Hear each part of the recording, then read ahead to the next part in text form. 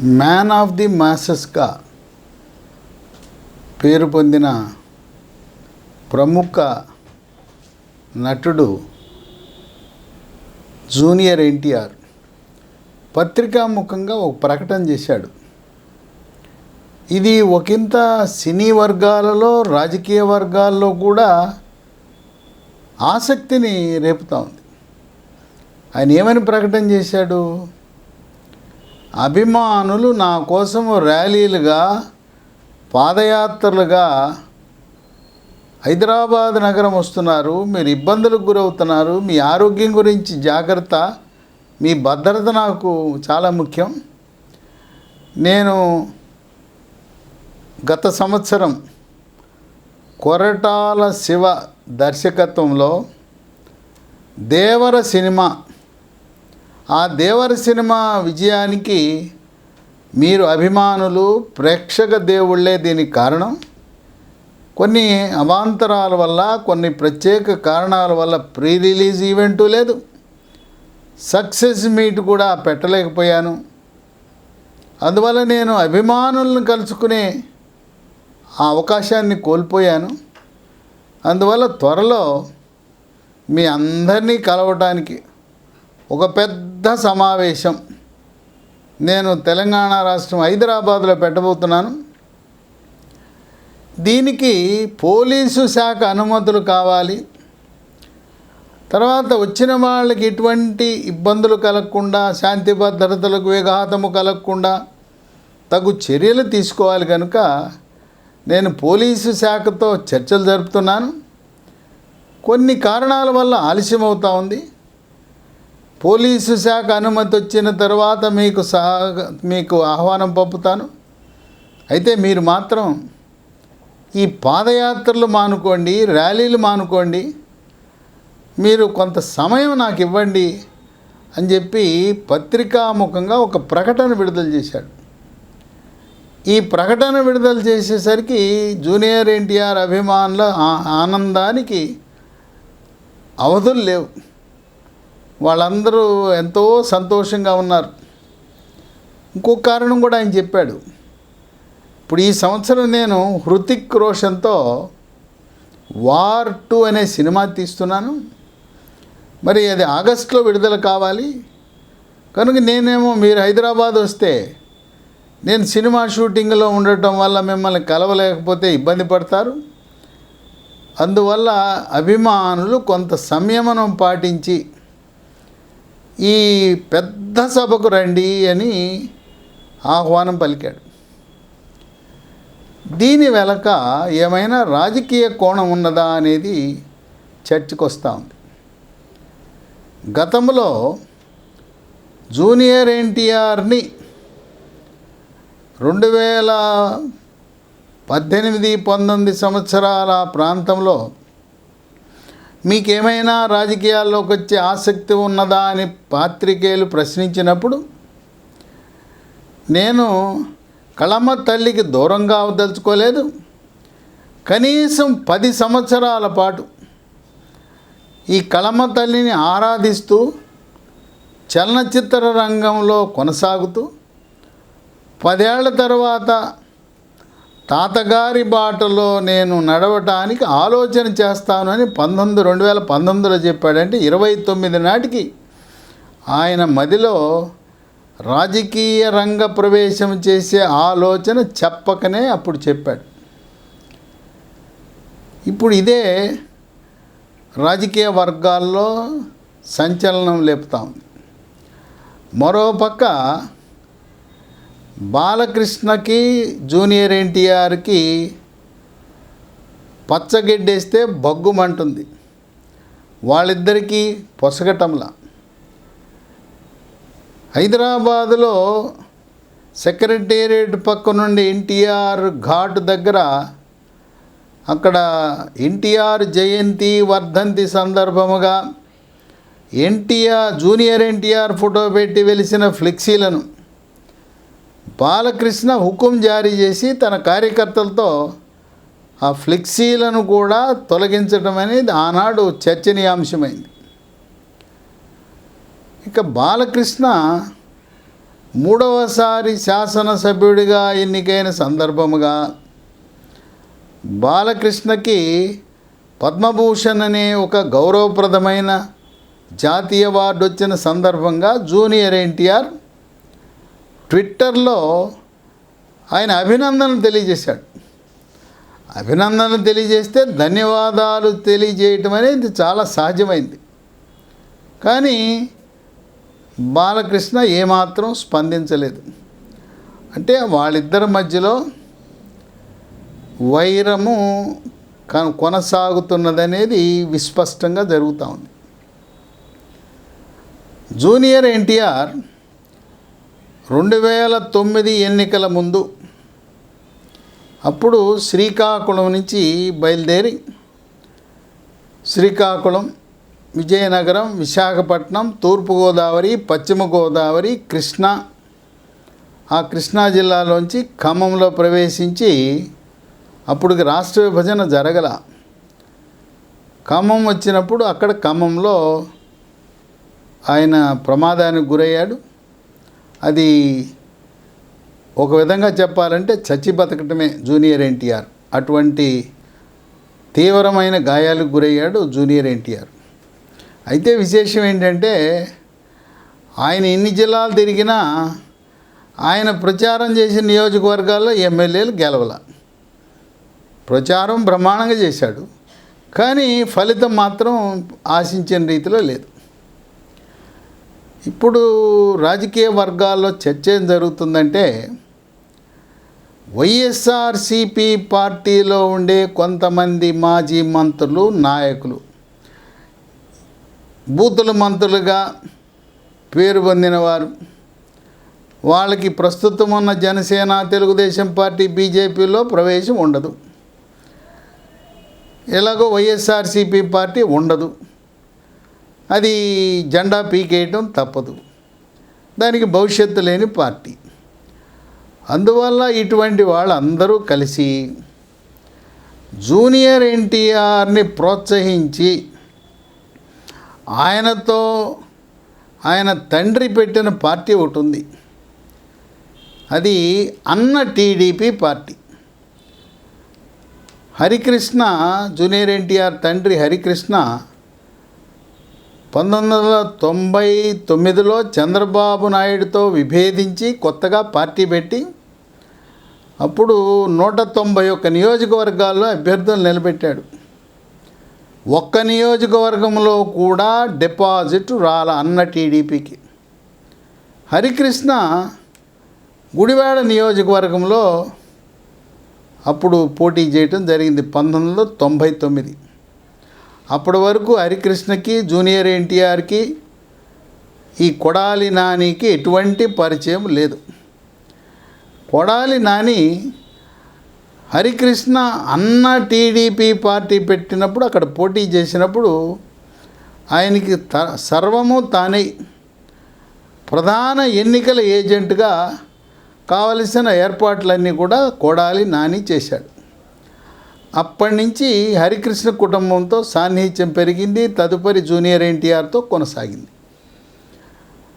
2004 ఎన్నికల్లో అప్పటికే సిట్టింగ్గా ఉన్న రావి వెంకటేశ్వరరావు, సిట్టింగ్ ఎమ్మెల్యే, సౌమ్యుడు, మంచివాడు, ఆయన ఉన్నత విద్యను అభ్యసించాడు, మరి ఎంబీఏ చదివాడు, బూతులు ఎప్పుడు కూడా బూత్ పదాలు వాడు. ఆయన సిట్టింగ్ ఎమ్మెల్యేగా ఉంటే ఈ కొడాలి నాని తెలుగు యువతలో ఉండేవాడు. ఒక తెలుగు యువతలో సాధారణ కార్యకర్త, తర్వాత టౌను తెలుగు యువత అధ్యక్షుడయ్యాడు. ఆయన హరికృష్ణని పట్టుకుని, జూనియర్ ఎన్టీఆర్ని పట్టుకుని ఈ 2004 వచ్చేసరికి హరికృష్ణ ఓడిపోయాడు. ఆయన మెత్తబడ్డాడు, చంద్రబాబుకు దగ్గరవటం ప్రారంభించాడు. ఈ కొడాలి నాని హరికృష్ణని, జూనియర్ ఎన్టీఆర్ని ఇద్దరిని ప్రయోగించి ఈ 2004లో రావి వెంకటేశ్వరరావుకి కాకుండా కొడాలి నాని తన సీట్ తెచ్చుకున్నాడు.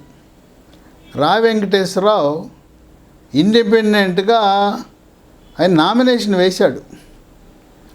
రా వెంకటేశ్వరరావు దగ్గరికి చంద్రబాబు నాయుడు దూతలను పంపించి నువ్వు ఉపసంహరించుకో, నీకు మంచి అవకాశం కల్పిస్తామని చెప్పి బుజ్జగించి ఉపసంహరించారు నామినేషన్. 2004లో రావి వెంకటేశ్వరరావు తన ఇండిపెండెంట్గా నామినేషన్ కొనసాగించుంటే కొడాలి నాని తెలుగుదేశం పార్టీ తరపున 2004లో గెలవటం అనేది అసంభవము. మంచివాడు కనుక రా వెంకటేశ్వరరావు ఉపసంహరించుకున్నాడు. కొడాలి నాని 2004లో రాజకీయంగా రంగప్రవేశం చేశాడు. ఇంకో విషయం ఏంటంటే 2006లో అక్కడ నియోజకవర్గాల పునర్విభజన ఆంధ్రప్రదేశ్ రాష్ట్రంలో, ఉమ్మడి ఆంధ్రప్రదేశ్ రాష్ట్రంలో జరిగింది. గతంలో గుడివాడ నియోజకవర్గం 2004లో గుడివాడ, పామరు, పెదపారిపూడి ఉండేది. ఈయన కొడాలి నాని అనేవాడు అసలు ఏమీ ఎవ్వరికి ఉపయోగపడిన వ్యక్తి. ప్రజా సమస్యలు పట్టవు, ఫోన్ ఎత్తడు, తనదైన శైలిలో ఏదో చేసుకుంటూ పోతాడు. అక్కడ పెదపారుపూడి, పామరు మండలం, గుడివాడ టౌన్లో పూర్తి వ్యతిరేకత మూటగట్టుకున్నాడు. అదృష్టవశాత్తు 2009 ఎన్నికలు వచ్చేసరికి పెదపారుపూడి, పామరు మండలాలు పామరు నియోజకవర్గంలో కలిసినాయి. ఇక్కడ చాలా బలంగా ఉండే ముదినేపల్లి నియోజకవర్గము అది అదృశ్యమై ముదినేపల్లి నియోజకవర్గం నుంచి బలంగా టీడీపీ ఉన్న గుడ్లవల్లేరు మండలం, అలాగే గుడివాడ రూరల్, నందివాడ మండలాలు వచ్చి గుడివాడలో కలిసినాయి. ఆ మండలాల బలంతో 2009లో గట్టెక్కాడు కొడాలి నాని. అప్పుడు కొడాలి నానికి ఆర్థికంగా ఇబ్బందుల్లో ఉన్నాడు. 2009లో పోటీ చేయడానికి కావలసిన ఆర్థిక వనరులు, ఇంధనం కూడా లేదు. అప్పుడు 2008లో ఈ జూనియర్ ఎన్టీఆర్ ప్రచారం చేశాడు కనుక, ఏది శ్రీకాకుళం నుంచి ఖమ్మం జిల్లా వరకు ప్రచారం చేశామని ఆయన చంద్రబాబు నాయుడు దగ్గరికి వెళ్ళి ఈ జూనియర్ ఎన్టీఆర్ అంకుల్ ఆయన కొడాలి నాని మా కుటుంబానికి చాలా దగ్గర, ఆయన ఆర్థిక ఇబ్బందుల్లో ఉన్నాడు, ఆయన ఏమి ఖర్చు పెట్టుకునే పరిస్థితి లేదని చెప్పి సుమారు 20 కోట్ల నిధులు చంద్రబాబు నుంచి కొడాలి నానికి ఇప్పించాడు. ఆ రోజు ఆ నిధులు ఇప్పించకపోతే 2009లో కూడా గెలిచే పరిస్థితే లేదు, ఆయన పోటీ చేసే పరిస్థితి కూడా లేదు. ఈ విధంగా ఈ కొడాలి నాని జూనియర్ ఎన్టీఆర్కి అత్యంత సన్నిహితుడు, కుటుంబ పరంగా, రాజకీయంగా. తర్వాత కొడాలి నాని ప్రొడ్యూసర్ అవతారం ఎత్తాడు, సినిమాలు తీశాడు. ఈయన కొడాలి నానికి అనుంగు శిష్యుడు వల్లభనేని వంశీ. ఆ వల్లభనేని వంశీ అయిపోయిన తర్వాత దేవినేని నెహ్రూ కుమారుడు దేవినేని అవినాష్. దేవినేని అవినాష్ గుడివాడ నియోజకవర్గంలో 2019లో పోటీ చేశాడు. స్వల్ప ఓట్లతో ఓటమి చెందాడు. ఆ దేవినేని అవినాష్ గుడివాడలో కొనసాగించుంటే ఆయన అక్కడే ఇల్లు కొనుక్కున్నాడు. అక్కడే ఉన్నట్లయితే 2024లో ఈ రాము బదులుగా దేవినేని అవినాష్ గుడివాడలో తెలుగుదేశం పార్టీ ఎమ్మెల్యేగా గెలవటం అనేది తథ్యం. ఆయన్ని మభ్యపెట్టి వైఎస్ఆర్సీపీ పార్టీలో తీసుకొచ్చి విజయవాడ తూర్పు నియోజకవర్గ ఇన్ఛార్జిగా నియమించి ఆయన రాజకీయ భవిష్యత్తుని కాలరాశాడు ఈ కొడాలి నాని. ఒకప్పుడు 1979లో చెన్నారెడ్డి ముఖ్యమంత్రిగా ఉన్నాడు. ఆర్థిక శాఖ మంత్రి నాదెళ్ల భాస్కర్రావు.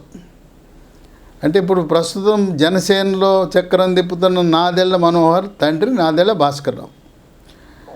నాదెళ్ల భాస్కర్రావుకి చెన్నారెడ్డికి విభేదాలు వచ్చినాయి. ఇక విభేదాలు తారాస్థాయికి వచ్చినాయి. ఇక తారాస్థాయికి వచ్చిన సమయంలో చెన్నారెడ్డిని ఎలా అయినా దింపాలని నాదెళ్ల భాస్కర్రావు ఎన్టీఆర్ దగ్గరకు చేరి ఆయన్ని ప్రోత్సహించి పార్టీ పెట్టించి అన్నీ తానై రాజకీయంగా పాపం సీనియర్ ఎన్టీఆర్కి ఏమీ తెలవదు. ఆయనకి నటన అంటే తెలుసు, ప్రజా సమస్యలు తెలుసు, రాజకీయ కోణంలో ఆయనకి ఏమాత్రం ఆ పరిజ్ఞానం లేదు.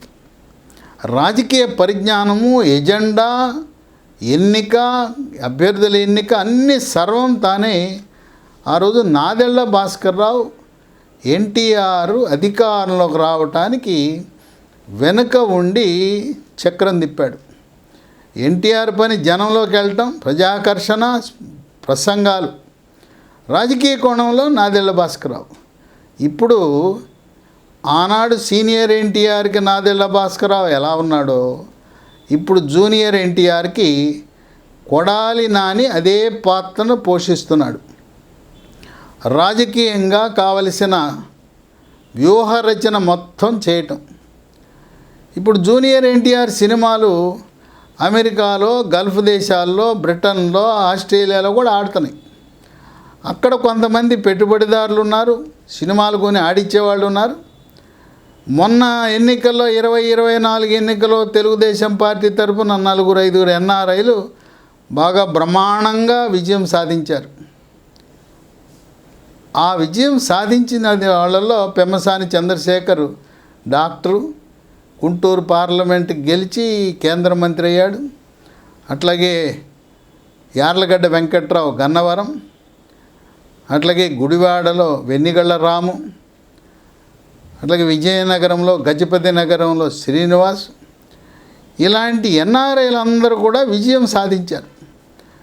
కనుక కొంతమంది ఎన్ఆర్ఐలను కూడా ఈ పార్టీ పెడితే వాళ్లను అనుసంధానం చేయటానికి కథా, స్క్రీన్ ప్లే, దర్శకత్వము కొడాలి నాని వెనకాలండి మళ్ళీ ఆ హరికృష్ణ పెట్టిన పార్టీ అన్న టీడీపీని పునరుద్ధరించాలనే ఆలోచన ఉన్నట్లుగా ఊహాగానాలు ఉన్నాయి.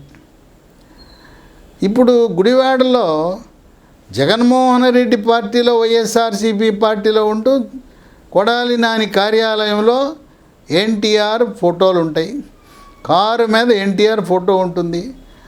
ఎన్టీఆర్ జయంతి, వర్ధంతి ఘనంగా నిర్వహిస్తారు. ఎక్కడ చూసినా ఎన్టీఆర్ బొమ్మలు ఉంటాయి.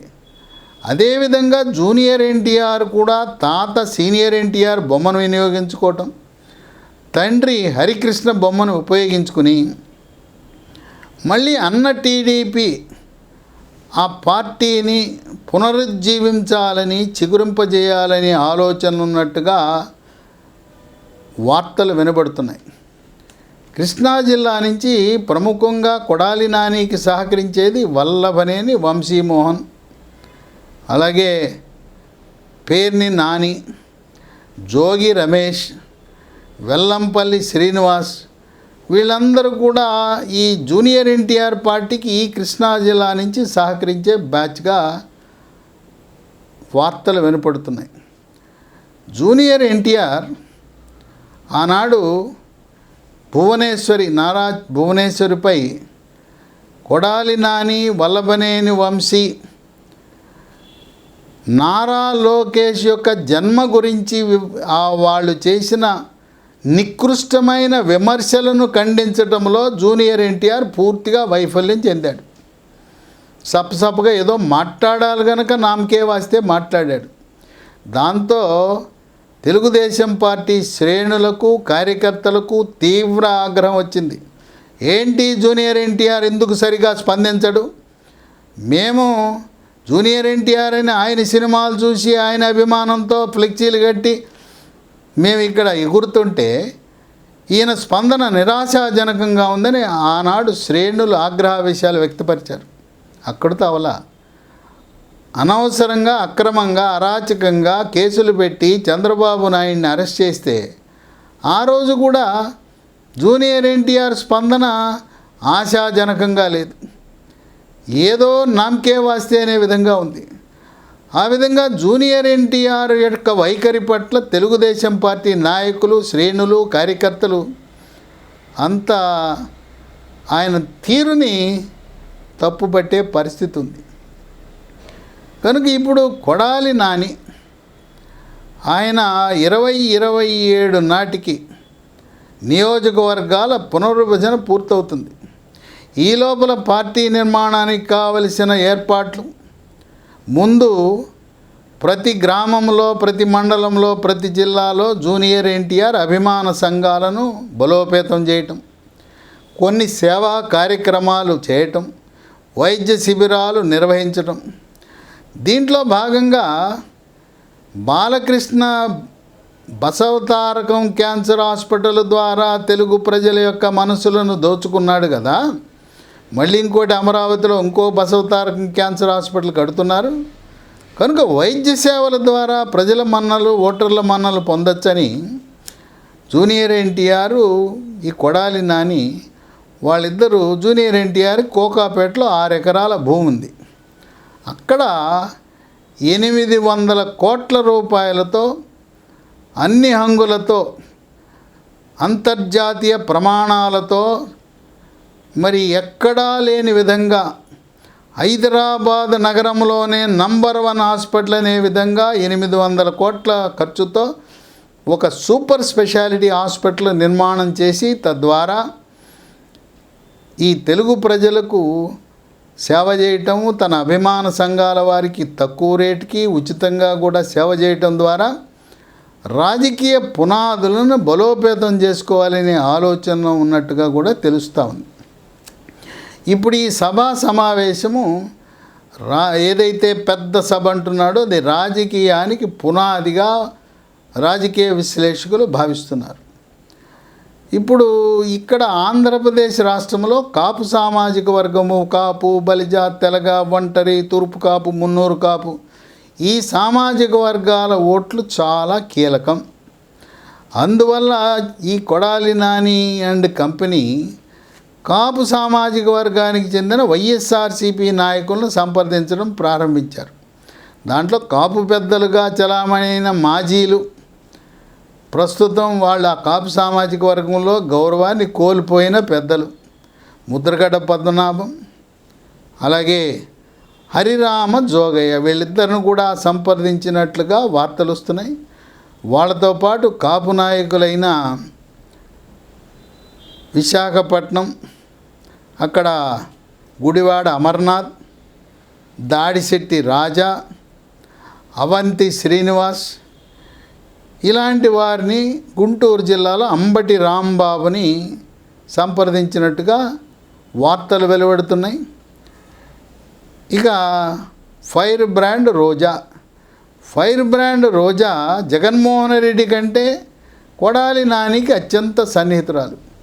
రోజా కూడా నానితో కలిసి పని చేయటానికి సిద్ధంగా ఉంది. ఇక పెద్దలు కాంగ్రెస్ పార్టీలో చక్రం తిప్పిన బొత్స సత్యనారాయణ, ధర్మాన ప్రసాదరావు లాంటి పెద్దలను కూడా సంప్రదింపులు జరుపుతున్నారని ఊహాగానాలు వెలువడుతున్నాయి. ఇంకో విశేషం ఏంటంటే జూనియర్ ఎన్టీఆర్ హరికృష్ణ 2వ భార్యకు పుట్టిన కుమారుడు. అంటే వివాహము అంటూ అధికారికంగా లాంఛనంగా చేసుకోకపోయినా శాలిని భాస్కర్రావుతో ఆయన సహజీవనము ద్వారా, గుడిలో పెళ్లి ద్వారా 1983లో జూనియర్ ఎన్టీఆర్ జన్మించాడు. ఈ జూనియర్ ఎన్టీఆర్ ఎవరిని వివాహం చేసుకున్నాడు? లక్ష్మీ ప్రణతి. ఈమె ఎవరు? చంద్రబాబు నాయుడికి అత్యంత సన్నిహితురాలు, దగ్గర బంధువు. చంద్రబాబు నాయుడికి 2 సోదరులు ఉన్నారు. ఒక సోదరి కుమార్తె హైదరాబాద్లో ఉంది. ఆ సోదరి కుమార్తె మేనగోడల్ని నార్నే శ్రీనివాసరావు గారిని ఇచ్చి పెళ్లి చేయించాడు చంద్రబాబు నాయుడు. మేనగోడల పెళ్ళి ఆయనే చేశాడు.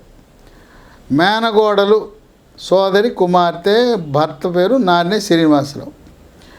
ఈ నార్నే శ్రీనివాసరావు మేనగోడలకి పుట్టిన సంతానం కుమార్తె లక్ష్మీ ప్రణతి, జూనియర్ ఎన్టీఆర్ భార్య. మళ్ళీ లక్ష్మీ ప్రణతి జూనియర్ ఎన్టీఆర్ సంబంధం కూడా కుదిర్చింది మన చంద్రబాబు నాయుడే. చాలా ఘనంగా ఐటెక్స్లో వివాహం కూడా జరిపారు. మరి ఏమైందో నారినే శ్రీనివాసరావు ఆ మేనగోడల భర్త, ఆయన కనీసం చంద్రబాబు నాయుడు చేసిన ఉపకారాన్ని గుర్తుపెట్టుకోకుండా, ఎందుకంటే నారినే శ్రీనివాసరావు చిన్న కుటుంబానికి చెందినవాడు, చంద్రబాబు నాయుడు యొక్క సహాయ సహకారాలతో ఆర్థికంగా ఎదిగాడు. మేనగోడల భర్త కదా అని ప్రోత్సహించాడు. తర్వాత ఆయన ఆర్థికంగా ఎదిగిన తర్వాత మేకై కూర్చొని చంద్రబాబు నాయుడు విమర్శించడం, టీడీపీని విమర్శించడం, అంతటితో ఆకుండా వైఎస్ఆర్సీపీ పార్టీలో చేరి నాకు ఎమ్మెల్యే సీట్ ఇవ్వండి గుంటూరు జిల్లాలో అడగటం, ఎమ్మెల్యే సీట్ ఇవ్వలేదు, కార్పొరేషన్ చైర్మన్ ఇవ్వలేదు, దాంట్లో పరాభవం జరిగింది. వీళ్ళందరితో పాటు రేపు జూనియర్ ఎన్టీఆర్ పార్టీ పెడితే లక్ష్మీ పార్వతి, ఆమె గతంలో ఎన్టీఆర్ టీడీపీ పార్టీ పెట్టి 5-6 సార్లు పోటీల్లో పాల్గొన్న, ఒక్కసారి కూడా ఆ పార్టీ డిపాజిట్ కూడా దక్కల. ఈ హరికృష్ణ పెట్టిన ఎన్టీఆర్ అన్న టీడీపీ ఒక్క సీటు కూడా గెలవలేదు, ఒక్క సీట్లో కూడా డిపాజిట్ రాల. ఈ విధంగా వీళ్ళందరూ కలిసి ఒక వ్యూహం ప్రకారం 2029లో జూనియర్ ఎన్టీఆర్తో అధ్యక్షుడిగా ఒక పార్టీని పెట్టి పోటీకి దిగాలని ఆలోచనలో ఉన్నారు. జూనియర్ ఎన్టీఆర్ చాలా పాపులర్ స్టార్ అని చెప్పి ఒకానొక సమయంలో కేంద్ర హోంశాఖ మంత్రి అమిత్ షా వచ్చి హైదరాబాద్లో ఆయనతో కలవడం అనేది జరిగింది. జూనియర్ ఎన్టీఆర్కి ఒకానొక సందర్భంలో ఎవరో పత్రికలు అడిగితే మీకు ముఖ్యమంత్రి కావాలని ఉందా అని అంటే ఆయన నర్మగర్భంగా పరోక్షంగా అవును, నేను తెలుగు ప్రజలకు సేవ చేయాలని, తాతగారి బాటలో నడవాలనే ఆలోచన ఉన్నట్టుగా వ్యక్తపరిచాడు. అంటే కుటుంబంలో నారినే శ్రీనివాసరావు జూనియర్ ఎన్టీఆర్ మామ కూడా ఈ పెట్టబోయే కొత్త పార్టీలో భాగస్వామ్యుడు కాబోతున్నాడు.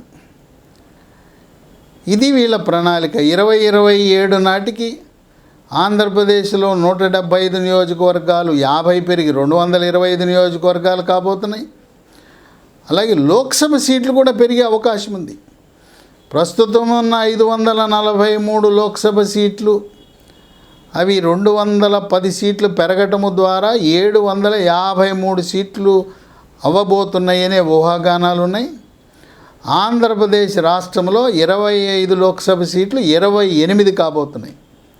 మహిళా రిజర్వేషన్ కూడా అమలు కాబోతా ఉంది. 3వ వంతు మహిళా రిజర్వేషన్ను తదుపరి నియోజకవర్గాల పునర్విభజన, మండలాలు అటు ఇటు మారటం జరుగుతుంది. ప్రతి లోక్సభ సీటు పరిధిలో 2 అసెంబ్లీ నియోజకవర్గాలు పెరిగే అవకాశం ఉంది. కనుక 2027 నాటికి ఒక స్పష్టత వస్తుంది. ఈ లోపల ఆర్థిక వనరుల సమీకరణ, తర్వాత ఎజెండా, మేనిఫెస్టో. ఇప్పుడు రాజకీయ శూన్యత లేదు. సీనియర్ ఎన్టీఆర్ 1982లో పార్టీ పెట్టినప్పుడు అప్పుడు రాజకీయ శూన్యత ఉంది. ఆంధ్రుల ఆత్మగౌరవ నినాదంతో కాంగ్రెస్ ప్రభుత్వ అవినీతిలో కూరుకుపోయిందని, ఆనాడు మన ముఖ్యమంత్రి టంగుటూరి అంజయ్యని, ఆనాడు సంజయ్ గాంధీ చేసిన అవమానాన్ని, దాన్ని ఆసరాగా తీసుకుని ఆంధ్రుల ఆత్మగౌరవ నినాదంతో ఆనాడు ముఖ్యమంత్రిగా ఎన్టీఆర్ 9 నెలల కాలంలోనే ఆ పదవిని ఆక్రమించాడు. ఈ జూనియర్ ఎన్టీఆర్ 9 నెలల్లో కాలేమని 2 సంవత్సరాలు పెట్టుకుని సీనియర్ ఎన్టీఆర్ బాటలోనే చైతన్య రథం ఎక్కి, అప్పుడు చైతన్య రథానికి 9 నెలల పాటు డ్రైవింగ్ సీట్లో ఉన్నది ఎవరంటే ఈ జూనియర్ ఎన్టీఆర్ తండ్రి హరికృష్ణే. ఆయన సీనియర్ ఎన్టీఆర్ మరి రోడ్డు మీదే స్నానము, రోడ్డు మీదే షేవింగ్ చేసుకోవటం, ఆ విధంగా ఆ చైతన్య రథంపై తిరిగి ఆయన ప్రపంచ రికార్డు సృష్టించాడు. 9 నెలల్లో అధికారంలోకి వచ్చిన ప్రపంచంలో ఏకైక పార్టీ అది టీడీపీ పార్టీ. కనుక ఇప్పుడంటూ 2029లో రాజకీయ శూన్యత లేదు. ఈ 3 పార్టీలు ఏమైనా వేరవుతారా అని చెప్పి చూస్తున్నారు, వేచి చూస్తున్నారు. వీళ్ళ ముగ్గురికి అర్థమైపోయింది, 3 పార్టీలు ఉన్నారు, వీళ్ళు కలిసి ఉంటే కలదు సుఖం, విడిపోతే తప్పదు దుఃఖం. 2019లో కూడా చంద్రబాబు నాయుడు టీడీపీ, జనసేన, బీజేపీ కలిసి పోటీ చేస్తే జగన్మోహన్ రెడ్డి అనేవాడు వైఎస్ఆర్సీపీ పార్టీ అధికారంలోకి వచ్చి ఉండేది కాదు, అతను ముఖ్యమంత్రి కాడు. చంద్రబాబు నాయుడు తప్పుడు సమాచారాన్ని నమ్మి, పొగడ్తలను నమ్మి, ఆ తప్పుడు సర్వేలను నమ్మి, అబ్బో తెలుగుదేశం పార్టీ ఎంతో బలిసిపోయింది, ఒంటరిగా గెలిచేస్తామనే మితిమీరిన విశ్వాసంతో, అతి విశ్వాసంతో ఒంటరిగా వెళ్ళి నష్టపోయాడు. అలాగే జనసేన పార్టీ కూడా వాళ్ళ బలం ఏంటో వాళ్ళకి తెలుసు, ఒంటరిగా వెళ్ళాడు. ఏదో కనుమరుగవుతున్న కమ్యూనిస్ట్ పార్టీలను కలుపుకుంటే 2 నియోజకవర్గాలు భీమవరంలోనూ గాజువాకలో 2 చోట్ల ఓడిపోయాడు. 2 చోట్ల కూడా సొంత సామాజిక వర్గం కాపులు చాలా అధిక సంఖ్యలో ఉన్నారు, అయినా ఓడిపోయాడు. కనుక జనసేన పార్టీ అధినేతకు పవన్ కళ్యాణ్ తన బలం ఏంటో తెలుసు. ఇక భారతీయ జనతా పార్టీ వాళ్ళు తెలుగుదేశం పార్టీ, జనసేన లేకపోతే ఒక్క అసెంబ్లీ, ఒక్క పార్లమెంటు కూడా గెలిచే పరిస్థితే లేదు. అయితే భారతీయ జనతా పార్టీ ఉంటే ఎన్నికల ప్రక్రియ సజావుగా జరుగుతుంది, పారదర్శకంగా జరుగుతుంది. ఎన్నికల్లో అక్రమాలు జరగకుండా ప్రతి ఒక్క ఓటరు స్వేచ్ఛగా, స్వచ్ఛందంగా ఓటు వేసుకునే అవకాశం లభిస్తుంది. కనుక బీజేపీ ఉంటే ఓటింగ్ ప్రక్రియ పారదర్శకంగా జరుగుతుంది. ఒంటరిగా పోటీ చేస్తే బీజేపీకి 1 సీట్ రాదు. అట్లాగే తెలుగుదేశం పార్టీ ఒంటరిగా పోటీ చేస్తే 2019లో 23 సీట్లు వచ్చినాయి. ఈయన 2027 నాటికి అమరావతి, పోలవరం ఇవన్నీ పూర్తి చేసి ఆంధ్రప్రదేశ్ రాష్ట్రాన్ని సర్వతోముఖాభివృద్ధి దిశగా అడుగులు వేయిస్తే చంద్రబాబు నాయుడికి 50 సీట్లు దాటవు. కానీ ముగ్గురు కలిసి ఉంటే 225 సీట్లలో 220 సీట్లు. అసలు అపోజిషన్ అంటే ఉండదు. కాంగ్రెస్ పార్టీ ఉనికి కోల్పోతుంది, వైఎస్ఆర్సీపీ జెండా పీకేస్తుంది. 4-5 ఎవరో యాక్సిడెంటల్గా ఏదో లక్లో గెలవటం తప్పనిచ్చి మొత్తం 3 పార్టీలు 220 సీట్లు గెలుస్తారు. ఎవరి దయా దాక్షిణ్యాలు అవసరం లేదు.